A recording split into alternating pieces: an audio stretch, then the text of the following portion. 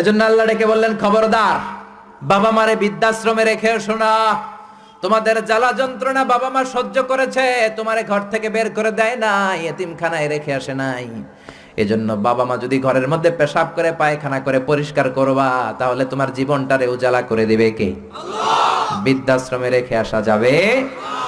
বাবা মারে যদি বৃদ্ধাশ্রমে রেখে আসো, মনে রাখবা তোর কপালে বৃদ্ধাশ্রমে জুটবে না। তুমি যদি বাবা মারে বৃদ্ধাশ্রমে রেখে আসো, তুমি বয়স্ক হলে তোমার কপালে বৃদ্ধাশ্রম নাই, ঠিক কিনা? ভাঙ্গা থালা হাতে নিয়ে তুমি রাস্তায় ভিক্ষা করে খাবা। এজন্য আল্লাহ বললেন, ইহসানের প্রথম ব্যাখ্যা, ইম্মা ইয়াবলুগান্না ইনদাকাল কিবারা আহাদুহুমা আও কিলাহুমা ফালা তাকুল লাহুমা উফ।